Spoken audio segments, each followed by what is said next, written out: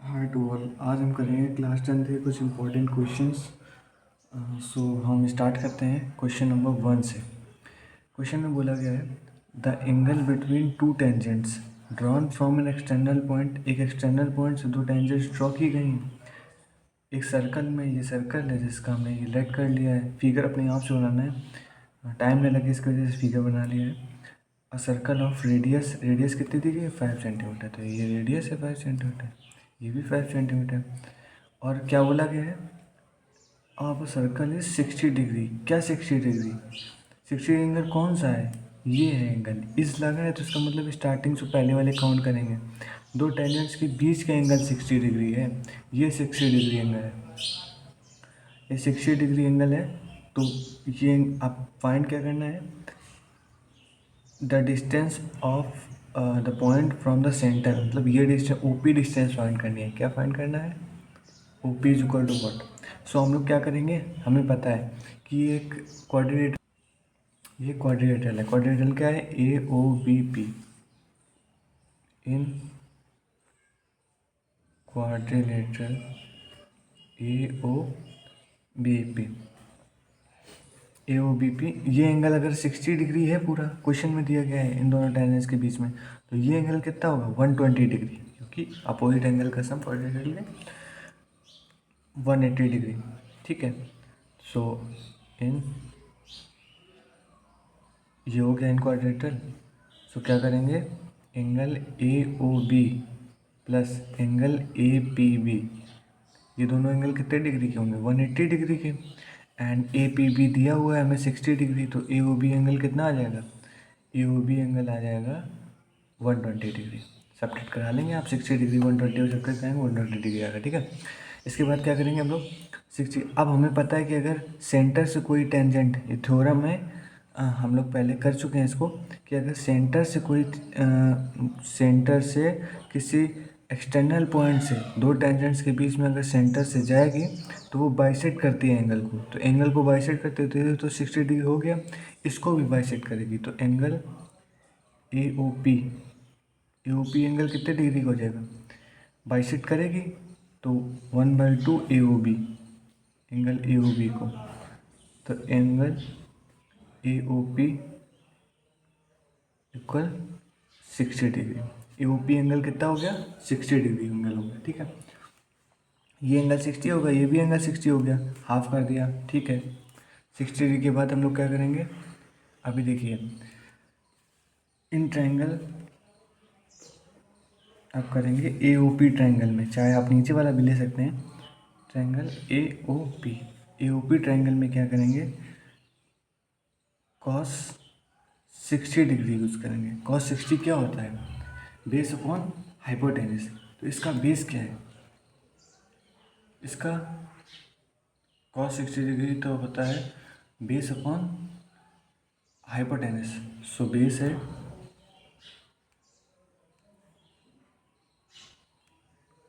Hypotenuse, इसकी क्या है, हाइपोटेनस है ओपी, ओपी हाइपोटेनस है। जिस एंगल में बना होता है, जो एंगल जिसमें बना होता है वही क्या होता है, वही बेस होता है उसके, वही बेस होता है। तो इसमें 90 डिग्री किसमें बना है, इसमें तो 5। कॉस 60 की वैल्यू होती है 1/2 equal two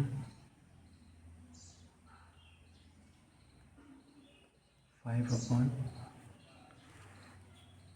O P. So O P is equal to 10 centimetre. किसकी डिस्टेंस निकालनी थी, ओ पी की वैल्यू निकालनी, तो ओ पी हमारी 10 सेंटीमीटर। क्वेश्चन में क्या बोला है, सेकंड क्वेश्चन है a tangent at point P of a circle. कोई एक सर्कल है, कोई सर्कल है, उसमें पी पॉइंट पे कोई टेंजेंट है, कोई टेंजेंट है पी पॉइंट पे। ठीक है। सेंटर ओ दिया गया है, सेंटर ओ, रेडियस कितनी दी गई है, रेडियस 5 सेंटीमीटर, ये 5 हो गया। और ओ क्यू पे मीट कर रही है, ओ क्यू पे मीट कर रही है, मतलब यहाँ कोई पॉइंट है क्यू, यहाँ पे मीट कर रही है। ठीक है। पी क्यू निकालना है, P Q, P Q is equal to what, पता है सेंटर से जाने वाली कि टेंजेंट में जो रेडियस होती है वो 90 डिग्री पे हिट करते हैं, तो 90 डिग्री हो गया। ओ क्यू की वैल्यू 13 सेंटीमीटर दी गई है। So in triangle O P Q using Pythagoras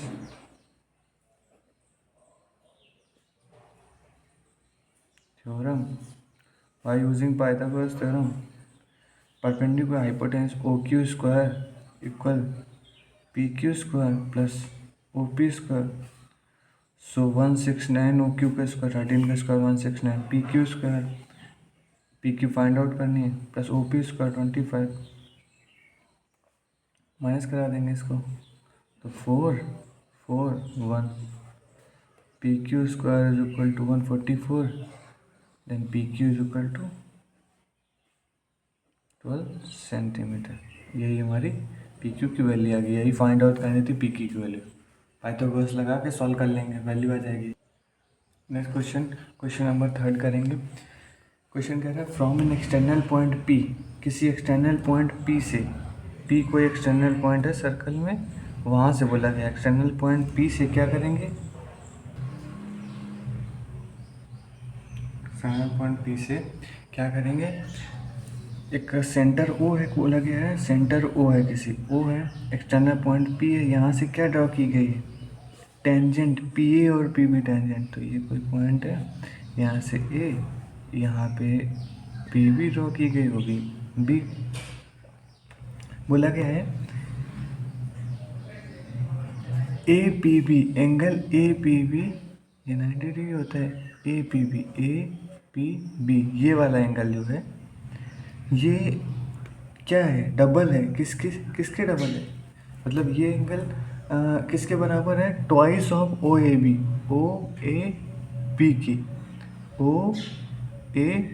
की, इसके ट्वाइस है।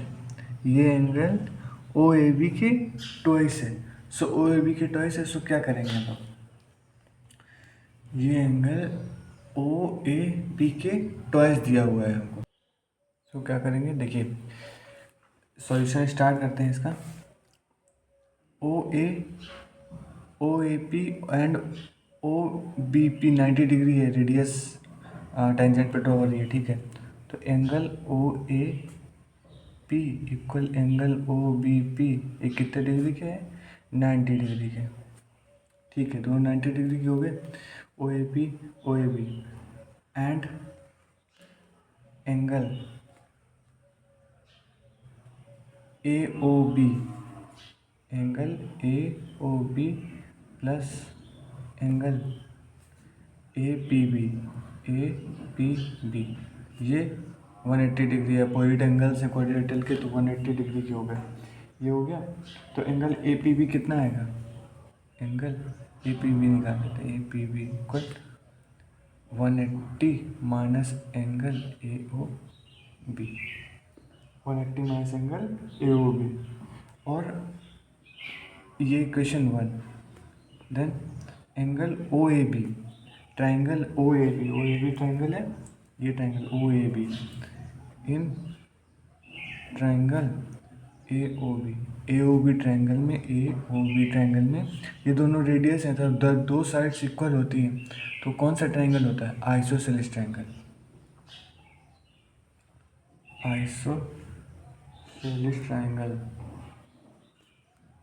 ट्राइंगल दोनों एंगल बराबर होंगे, तो ये एंगल बराबर होंगे। So angle AOB equal angle AOB is equal to 180 minus क्या होगा, ऐसे लिख देते हैं direct, 180 minus AOB angle 180 minus angle AOB and angle OAP, या फिर ये दोनों बराबर हैं एंगल्स, तो कोई भी एक एंगल लिख सकते हैं। तो जो एंगल्स आ रहा है लिख, तो इसमें बहुत सारी चीज़ें फाइंड आउट कर सकते हैं, लेकिन जो हमें वैल्यू फाइंड आउट करने इसका यूज़ करेंगे वो क्या करेंगे, इसमें OAB आ रहा है, तो OAB ये एंगल आ रहा है, तो इसको अगर डबल कर देंगे, मतलब ये दोनों एंगल बराबर है आइसोसेलेस ट्रायंगल के, तो ये एंगल सब्ट्रैक्ट कर देंगे तो इसका डबल होगा ना, ए ओ बी का, ए ओ बी का डबल होगा ओ ए बी। ये आइसोसेलेस एंगल है, ये दोनों का सम 90 होगा, बाकी का 90 होगा। तो एंगल ओ ए बी, ये हो गई सेकेंड। सो अभी फाइंड आउट क्या करनी है, ए ओ बी की वैल्यू क्या है हमारी, two angle O A B, ठीक है, two angle O A B. तो अब यहाँ पे put equation second in equation first में रख देंगे, put equation second in first, इसको इक्वेशन को रख देंगे, ए ओ बी की वैल्यू की जगह ये लिख देंगे। तो angle A P B 180 minus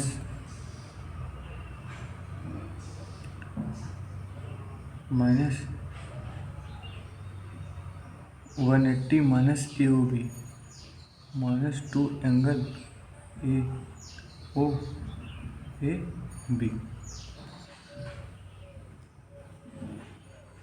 minus A O B, या फिर अच्छा पूरी वैल्यू लिखेंगे ना ए ओ बी की, सो इस क्या हो जाएगा 180,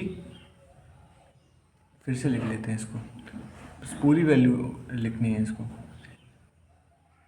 ए P B equal 180 minus 180 plus 2 A O A B. अब यहाँ से 180 कैंसिल हो गए, प्लस कैसे हो गया जबकि ये माइनस का था, क्योंकि यहाँ माइनस का साइन है तो माइनस माइनस मल्टीप्लाई करेंगे तो प्लस आ जाएगा, लेकिन इसमें माइनस करेंगे तो 180 माइनस आ गया, ठीक है। तो एंगल क्या, angle A P B is equal to two angle O A B, hence proved, यही लाना था, हेंस प्रूव्ड, दैट्स ऑल।